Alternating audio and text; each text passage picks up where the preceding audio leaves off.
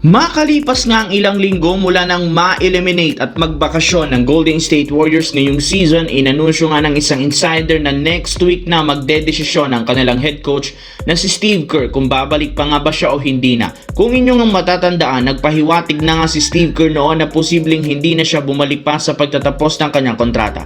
Pero kung si Stephen Curry ang tatanungin, sinabi na nga nitong ayaw pa rin niyang umalis si Steve Kerr bilang head coach. Ito pa rin naman ang pinaka-qualified na coach na kayang mag-handle ng kasalukuyang lineup. Sa kabila ng hindi magandang kampanya nitong nagdaang taon, napakarami na rin naman itong napatunayan sa team sapat na para manatili siya. Pero re-respetohin rin naman ni Stephen Curry ang kahit anong gawing desisyon ni Coach Steve Kerr para sa Golden State Warriors at susuportahan pa rin naman niya kung ano ang mga susunod niyang gawin sa kanyang karir. As of now, ayon sa report, posibleng hindi na nga ito bumalik sa kanilang prangkisa. Samantala, pagkatapos ng matalo ang Los Angeles Lakers sa kanilang Game 4 noong nakaraan laban sa Houston, nagkaroon ng team 2 araw na pahinga bago ang Game 5 na gaganapin sa home court ng Lakers. May pagkakataon na nga sila ditong tapusin ang serye at dumiretso na sa second round para kalabanin ng defending champions na OKC Thunder.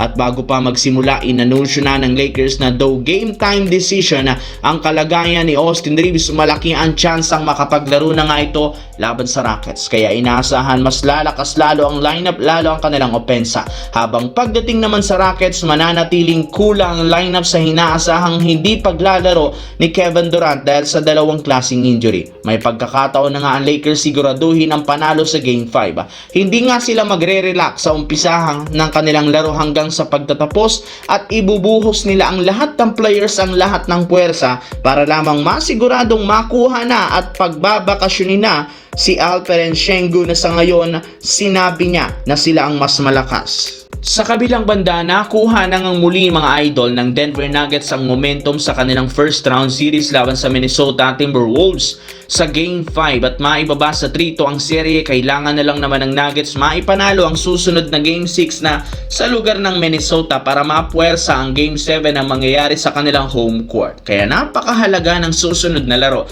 Mismo si Jamal Murray na ang nagsabi at nagbabala sa post-game interview na ang pinaka-target mapuwersa ang Game 7. Alam nila hindi magiging madali ang pagpunta sa lugar ng Minnesota kahit man kulang ang lineup ng Wolves sa pagkawala ni na Donte DiVincenzo at Anthony Edwards. Napaka-physical pa rin naman itong maglaro. Kailangan nilang magkaroon ng magandang performance sa 48 minutes. Isa pa rin naman do or die ang next game, kaya ilalabas nila dito ang lahat ng game plan na dapat gawin para lamang mapuwersa ang Game 7 at magkaroon silang tsansang sila ang makapasok sa second round.